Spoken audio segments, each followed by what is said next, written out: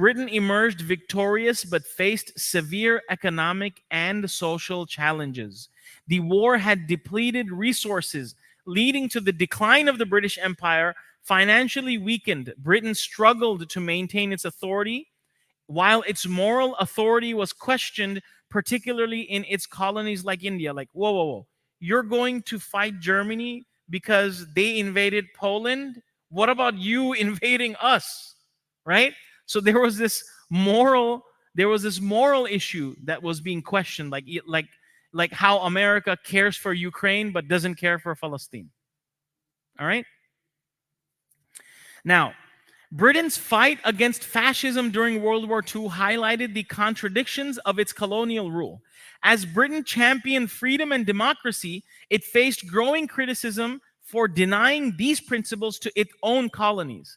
The hypocrisy fueled demands for independence, particularly in India, where the Quit India movement further challenged British authority. During World War II, the INC launched the Quit India movement, demanding the end to British rule.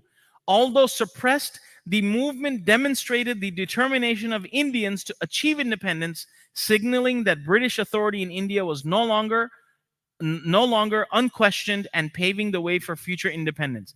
Now, remember I told you about the pinwheel? So initially in 1931, the pinwheel was a part of the INC flag. And this symbolizes what? Made in India. Okay? Not in Britain. It's promoting their own industry. Okay? Now, later on, after independence, the current image that's on the Indian flag is not actually a pinwheel. It's called the Ashoka Kumar. It has something to do symbolizing with the Hindu religion, but it resembles a pinwheel. Okay, so initially, this was the flag. Question: what did the British face after World War II? Severe economic and social challenges, or a change in heart for the people of India? Okay.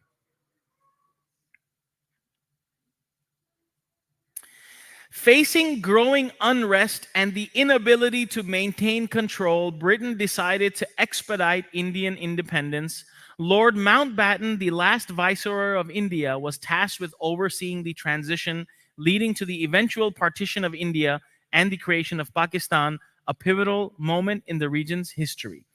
The Lahore Resolution marked a turning point, with the All India Muslim League formally demanding independent states for Muslims in India. Based on the two-nation theory, this demand reflected the belief that Hindus and Muslims were distinct nations and they could not coexist peacefully within a single country. Obviously, this is the case now, right, in the 40s, because of the constant pitting at each other done by the British. Now, the Radcliffe Line, the urgency of independence and growing communal violence led to a hasty and somewhat arbitrary decision-making process. The British government appointed Sir Cyril Radcliffe to head the Boundary Commission. The Radcliffe Line dividing India and Pakistan was drawn based on religious majorities, particularly in Punjab and Bengal. And there's one line on this side, and then another line carved out on this side. British, they're pretty good at drawing lines, right? The Radcliffe Line divided India based on religious majorities. Areas with a Muslim majority were allocated to Pakistan, while those with a Hindu majority went to India. Geographical features were also considered, but they were secondary to religious demographics. They made it all about the religion, okay, and the religious differences. Now, Radcliffe's boundary split Punjab and Bengal, regions with mixed populations. Western Punjab became Pakistan, Eastern Punjab became India. Similarly, Bengal was divided into West Bengal and East Bengal, leading to significant displacement and violence. Okay, remember, for so many years, all this mistrust was planted in Hindu communities, in Muslim communities, in Sikh communities against each other. Okay? In the 1947 partition of India, aimed to reflect religious majorities but often placed communities in the wrong country, disrupting mixed populations. Hindus and Sikhs moved to India while Muslims migrated to Pakistan, resulting in one of the largest and most traumatic displacements in history. This led to chaos, overcrowding, brutal riots, exacerbated by deep mistrust and administrative breakdown. During the partition of India, approximately 10 to 15 million people migrated across the new borders between India and Pakistan. Hindus and Sikhs moved to India, Muslims moved to Pakistan. The migration was marked by severe violence with an estimated of 1 to 2 million deaths. The partition saw some of history's most brutal massacres as communities that had coexisted for centuries turned against each other. The violence was intense and widespread with numerous incidents of extreme brutality. True or false? The movement of people during the partition was fairly comfortable due to the railway system. False. All right. Refugee trains between India and Pakistan became death traps during the partition.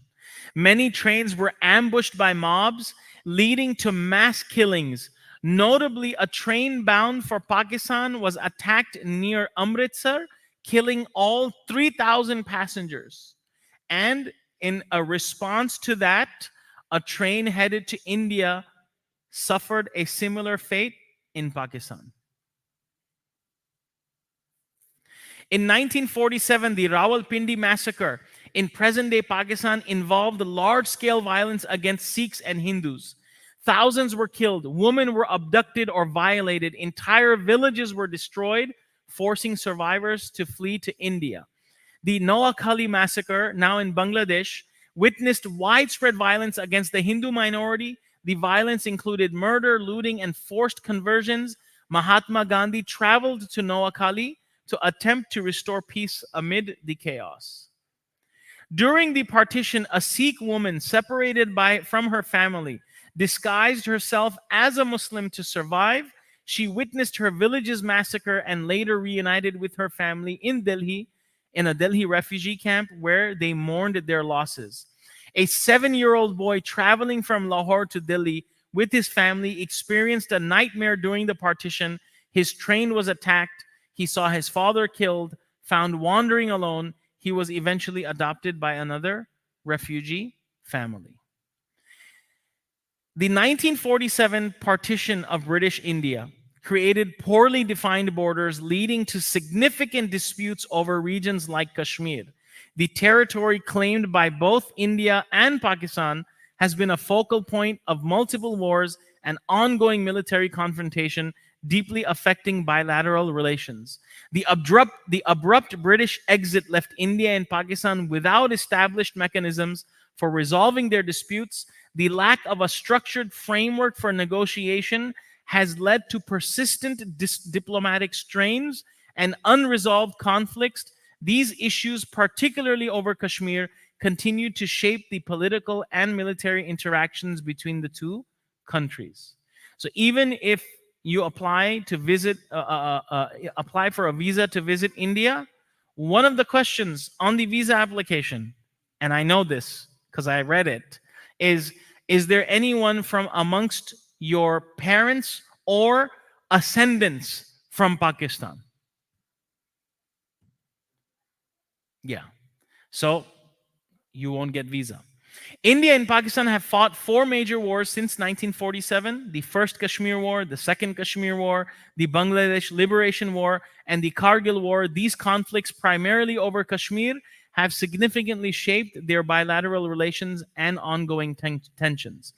India has experienced severe communal violence targeting Muslims, such as the Gujarat riots in 2002, the Delhi riots in 2020. These incidents, often sparked by political or social disputes, reflect deep-seated prejudices and result in significant harm to the Muslim community in India. Political leaders and parties in India have sometimes exacerbated anti-Muslim sentiments, for electoral gain. This has contributed to widespread social tensions, including inflammatory rhetoric and discriminatory practices in employment, education, housing, dividing the divide between communities. Now, obviously, to your left is Modi, the Prime Minister of India, particularly criticized for his handling of the 2002 Gujarat riots, where he was the state's chief minister. And on his right is Yogi Adityanath, Chief Minister of UP, known for his controversial remarks on Muslims, known for his controversial remarks about Muslims. Now, controversial policies like the Citizenship Amendment Act, you've heard of that, have raised fears amongst Muslims about their inclusion and protection. Additionally, incidents such as the destruction of the Babri Masjid, which led to around 2,000 deaths in the ensuing riots, highlight the ongoing challenges and tensions affecting Muslims in India. Did you know that there are more Muslims, that the Muslim population of India is greater than the Muslim population in Pakistan? Question, last one. About how many people migrated during the partition? 10 to 15 million, 1 to 2 million, or 4 to 5 million? 10 to 15 million. All right. So before we get into the hoo-ha and the hoopla, okay, of the winners, I just wanted for us to take a moment to reflect at, this. And this was nothing. This was just the tip of the iceberg. The more you read about it, so you're definitely not going to eat Cadbury's chocolate anymore, right? Or buy a Range Rover, okay, at least. But subhanallah, how forces of kufr have always banked on dividing people and putting people up against each other to spread hatred, animosity, and murdering and killing. The British drew lines over here. They exacerbated and started the same situation in Palestine, right? Where they drew lines. Yes, the area of Palestine, according to the aftermath of World War II, the Ottoman Empire was diminished. And yes, every country grabbed a piece of land, and Palestine came under the British mandate. And then again, they just got to a point where, you know what, we don't want to handle it. And just like a little infant, they'll draw a line and leave, letting the people behind to figure it out. So as Muslims, we must understand that okay, now on this side of the fence, right? Oh, where are you from? Oh, I'm from India. I'm from Pakistan. I'm from Bangladesh. I'm from Egypt. I'm from Jordan. I'm from Palestine. Yes, these things are important affiliations to let someone know your background and heritage and what the level of spice in your food is, perhaps, but nothing more than that.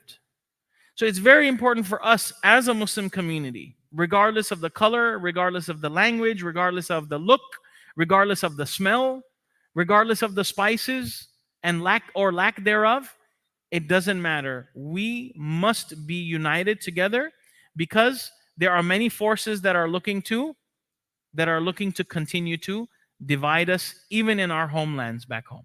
All right? Are we ready? Are we ready for the grand finale so we can have adhan and Salatul Isha? All right. So, coming in at third place, and when I call your name, I would like you to come up here. The Sudan family, come on up, or send one representative. On second place, we have Ammar, and our first place winner for this week's Kahoot is Khatija. Come on down. And then our two runner-ups are Ira and Family Pack. Okay, Ira and Family Pack. So we're gonna start with Khatija. All right, Sister Khatija. This is a gift. Brother Basit, can you get a picture? This is a gift card for Target, from Target for you. Who's Ammar? Ammar, there you go. Sudan fam. Who's representing? Okay. So, now you're gonna have to cut that into what? 5-6 pieces. Okay. And the other two names that I mentioned, come on down. That's you. And who else was it? You, what's your name? I mentioned another name as fifth place. Family pack. Who's family pack? That's you? All right. All right. Can we get a round of applause? Oh, hold on. Do it again. I don't want the bag there. All right. All right. Jazakallah khair.